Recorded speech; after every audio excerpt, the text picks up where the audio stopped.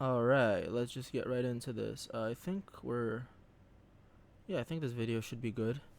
Don't think I'll have to edit it much, but this is gonna be part one of my who knows how many series this will be. I predict the series will take like 50 parts at least. It depends how much I read. As you can see, there's 26 chapters and an introduction, which is short. But basically, what this book is called, it's called Mesalat Yesharim, and it, or maybe that's what introduction Musar. I don't know. I think I think this is what it means right here. I think this is the real title of the book actually. Mesalat Yesharim. It basically means the path of the just, or the path of the upright. This is coming from a website called Safaria.org. We got a table of contents here, and we're just gonna be reading through this entire book. Obviously, not all in this video, but this is gonna be a series. This is part one. So let's begin. Let's start off with the introduction. Composed in Amsterdam, 1738, Mesalat Yesharim is an ethical musar text composed by the influential Rabbi Moshe Chaim Luzzatto, 1707 to 1746. It was written and published in Amsterdam. The earliest known manuscript version, written in 1738, was arranged as a dialogue between a Hakam, wise man, and a Hasid, pious person. Before publication, it was rearranged to have only one speaker. The dialogue version often sheds light on the more well-known version.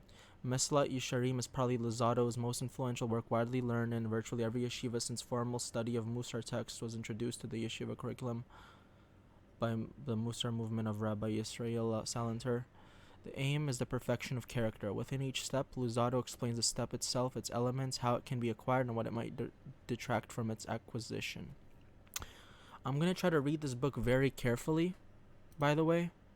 Here's a little list of the chapters. Got some stuff to check out here. You can see this website for yourself, I'm sure. But I'm going to try to read this book very carefully, okay? So, yeah. We got a little introduction up here.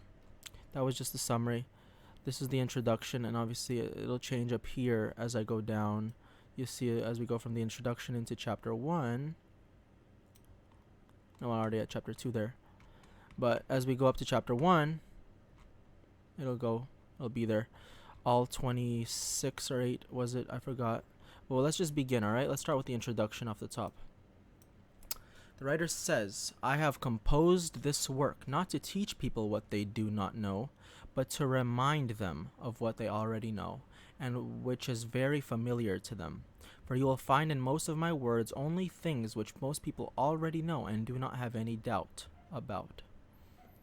As you can see, this is the Hebrew translation writing, and this is the English translation. So, yeah, we're not missing anything, which is the English version. So that's the first line. All right, here we go. But according to this is still introduction. But according to their familiarity and to the extent that their truth is evident to all,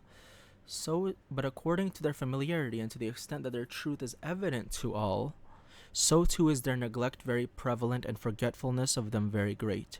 Therefore, the benefit to be gleaned from this book is not from a single reading, for it is possible that the reader will learn little that he did not already know. Rather, the benefit derived from this book comes from review and diligent study, for then he will be reminded of these things which, by nature, people tend to forget, and he will put to his heart his duties which he hides from. If you reflect on the current state of affairs in most of the world, you will see most people of quick intelligence and sharp mentality devote most of their thought and interest in the subtleties of wisdom and depths of analysis, every man according to his intellectual tendency and natural desire. So yeah, this book is the path of the just, or the path of the upright. It's a comprehensive, full guide according to the Jewish scriptures, the Tanakh, the Torah, of how to live your life properly and develop that moral character towards perfection, because we are spiritually evolving and growing towards where we want to go. There are those who toil greatly in studying the creation and nature Others devote all their study to astronomy and mathematics or to the arts. There are others which enter close towards the sacred, namely the study of the Holy Torah. Among those, some occupy themselves with halachic analysis, others with midrash, others with law decisions. But few are those which devote thought and study to the matter of perfection of divine service, on love, fear, clinging, and other branches of piety.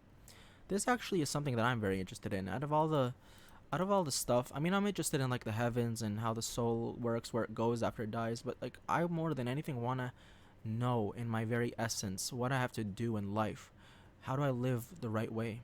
This is not because they do not consider these things as fundamental, for if you ask them, each one will answer that this is utmost importance and that it is unimaginable for one to be considered truly wise if he has not fully comprehended these matters. Wait, okay, this is not because they do not consider these things. This is not because they don't. Okay, yeah. Rather their lack of devoting more attention to it stems from its being so familiar and so evident to them that they see no need for spending much time on it. So if you already know everything in your soul, then you don't really need to reread it on paper. But yeah, that's what you're saying. Consequently, this study and the reading of books of this sort is left to people of not so keen, almost dull intelligence. Yeah, unfortunately, these kind of books are left to people who are not so intelligent. These types of people you will find diligent in all this, but not budging from it, until the situation will reach the point that if one sees a person engaging in piety, he cannot help but suspecting him of belonging to those of dull intelligence. The consequences of this situation are very evil both for those who possess wisdom and those who do not, for it causes both types to lack true piety, thereby making it. The consequences of this situation are very evil both for those who possess wisdom and those who do not, for it causes both types to lack true piety, thereby making it exceedingly rare to be found anywhere in the world. These types of people find diligent in all this, not budging from it, until the situation has reached the point that if one sees a person engaging in piety, he cannot help but suspecting him of belonging to those of dull intelligence. It is absent from the wise due to their insufficient reflection on it, and likewise to the non-wise due to the insufficient grasp of it. The situation has reached the point where most people imagine piety consists of reciting many psalms, very long confessions, difficult fasts, and immersions in ice, water, and snow. All are things incompatible with intellect in which reason cannot find peace. Thus, the true piety that is acceptable and cherished is far from what our minds conceive to us. For it is so obvious that which a person does not feel a responsibility to do does not occupy a place on his mind. This is a big line, I think. Thus, the true piety that is acceptable and cherished is far from what our minds conceive to us. Oh, the true piety that is acceptable and cherished is far from what our minds conceive to us. For it is obvious that which a person does not feel a responsibility to do, he does not occupy a place in his mind. Although the beginnings and foundations of piety are already implanted in every upright person's heart, nevertheless, if he does not engage himself in their study, he will encounter its branches, but won't recognize them all, and he will tread over them without perceiving what he is doing so. He will encounter its branches, but won't recognize them, and he will tread all over them without perceiving what he is doing so. Observe that matters of piety and fear and love of God and purity of heart are not things innately implanted in a person whereby he would not need means to acquire them, such as sleep and wakefulness, hunger and satiation, and all the other responses naturally implanted in our nature. Rather, certainly it is necessary to employ means and strategies to acquire them. I agree. These kinds of things are like piety and love and of God and fear of God. These are not things that we just born with. We're not born happy. We have to work toward. Everything needs to be worked towards. Because in our world, in my opinion, there's always the risk for the rebellion, and there's always the risk or the potential to do good. There is also no lack of detrimental factors which distance a person from them, but correspondingly, there is also no lack of ways by which these obstacles may be held afar. If so, then how can one not need to devote time on the study to know the truth of these matters and learn the means to acquire them and fulfill them? From where will this wisdom come in the heart of a person if he does not seek it? Since it is clear to every wise man the need for perfection of the divine service and the necessity for its purity and cleanliness. For without this it is certainly not acceptable at all, but rather it is repulsive and despised, since the Lord searches all hearts and discerns all the imaginations of the thoughts. If you seek him, he will be found of you, but if you forsake him, he will cast you off forever. 1 Chronicles 28:9. What will we answer on the day of rebuke if we have been lax in this study, and forsaken that which is so incumbent on us as to be the main thing which the Lord our God requires of us? What will we answer on the day of rebuke if we've been lax in this study, and forsaken that which is so incumbent on us as to be the main thing which the Lord our God requires of us? Is it conceivable? Oh, I can click these? Oh, okay. Is it conceivable for us to exert our minds and labor in logical inquiries which we are not obligated in sharp discourses bearing nor fruit, and laws which are not relevant to us, and that which is so great a debt to our Creator, we abandon it to habit and surrender it to rote practice? Is it conceivable for us to exert our minds and labor in logical inquiries which we are not obligated in? Okay. If we do not look into and analyze what is true fear of God and what are its branches, how can we ever acquire it? And how can we ever save ourselves from the worldly vanities which cause our heart to be forgetful of it? Will it not be forgotten and go away even though we recognize? Will it not be forgotten and go away even though we recognize its necessity? Likewise, for the love of God, if we do not exert ourselves to implant it in our heart through all the means which lead to this, how will it exist within us? So he's saying we have to work for having the love of God in our hearts. From where will come the cleaving and the passion in our souls to the blessed God and his Torah if we don't give attention to his greatness and exaltedness, which instills in our hearts this cleaving? Alright? How will we purify our thoughts if we don't exert ourselves to cleanse it from the imperfections instilled in them by physical nature? How will we purify our thoughts if we don't exert ourselves to cleanse it from the imperfections instilled in them by physical nature? And what of all our character traits? What of all our character traits who likewise are in need of so much rectification and correction? Who will correct them and who will rectify them if we do not attend to them and are not exceedingly meticulous in this? Meticulous means steadfast and a lot of attention to something. If we truly examined the matter, we would discover the truth of this, thereby benefiting ourselves and teaching it to others to benefit them also. This is what Shlomo said. If you will seek it as silver and search for it as a burdened treasure, then you will understand the fear of God. Mishlei 2:4-5. He didn't say, then you will understand philosophy, then you will understand astronomy, then you will understand medicine, then you will understand legal decisions, then you will understand laws, but rather, then you will understand the fear of God.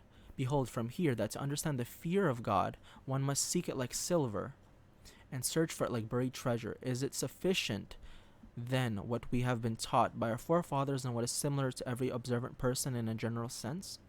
Is it conceivable that we find time for all other branches of study but not for this study? Why shouldn't a man set aside for himself at least fixed times for this study if he is forced, for the rest of his time, to turn to other studies or affairs? Behold, Scripture says, hen fear of God, this is wisdom. Job 28:28. Our sages of blessed memory commented, hen hints to one, for in Greek one is designated to hen. Behold, that the fear of God is considered wisdom, and this alone is true wisdom. And certainly that which does not require investigation cannot be called wisdom. In truth, a great amount of analysis is needed in all of these things if they are to be known in truth, not as imagination and deluded logic. How much more so to acquire them and attain them? He who contemplates into these matters will see that piety does not depend on those things which the foolishly pious think, but rather on true perfection and great wisdom. This is what Moshe, our teacher, peace be unto him, teaches us, saying, and now, Israel, what does the Lord your God ask of you, but that you fear the Lord your God, to walk in all his ways, and to love him and serve the Lord your God with all your heart and all your soul, to keep the mitzvot commandments of God and his statutes. Deuteronomy 10:12. Here he encompassed all the divisions of perfection of divine service that is desirable to the blessed God. Here he encompassed all the divisions of perfection of divine service that is desirable to the blessed God. They are fear of God, walking in his ways, love of God, wholeheartedness, and observance of all the commandments. Okay, wholeheartedness is like all of your soul, to be working at this. Fear of God, this is the fear of the exaltedness of God, namely that one fears before him like he would fear before a great and awesome king, feeling abashed by his greatness before making any movement before him. All the more so when speaking before him in prayer or studying his Torah. Walking in his ways, this includes all matters of uprightness and correction of character traits. All matters of uprightness and correction of character traits. This is what our sages of blessed memory explained. Just as he is merciful, be also merciful. This general principle is of all this is for one to conduct all of his traits and all the variety of his deeds according to what is just and ethical. Our sages of blessed memory summarize this saying, what is the proper path a person should choose for himself? Whatever is harmonious for the one who does it and harmonious for other people. That is that which leads to the goal of true beneficence, namely strengthening of Torah and furthering of societal brotherliness. Love, that one has implanted in his heart love of God, until his soul is moved to do what is pleasing to him, just like his heart is moved to do what is pleasing to his father and mother. He will be pained if he or others are lacking in this. He will be zealous for it and feel great joy in doing something of this. He will be pained if he or others are lacking in this. He will be zealous for it and feels great joy in doing some of this. Wholeheartedness, that service before the blessed God be with purity of motive, namely, for the sake wholeheartedness, that the service before the blessed God with purity of motive, namely for the sake of his service alone and not for any other motive. For the sake of his service alone and not for any other motive. Okay. This also includes that one be wholeheartedly devoted in his service and not like one wavering between two sides, or like one doing out of habitual rote, rather that his whole heart be devoted to this. Observing all of the commandments, as the words indicate, namely to observe all of the commandments in their entirety in all their detailed rules and conditions. Behold, all of these general principles require a lengthy explanation. I have found that our sages of blessed memory have encompassed all of these divisions of divine service in different words arranged according to the order of steps needed to properly acquire them. It was taught in a Bereitha and cited in several places in the Talmud. One of these is in the chapter before their festivals. You shall guard yourself from everything evil. From here, Rabbi Pinchas Ben Yair derived, Torah brings to watchfulness. Watchfulness brings to zeal. Okay, watchfulness, like vigilance. Watchfulness brings to zeal. Zeal is like enthusiasm. Zeal brings to cleanliness.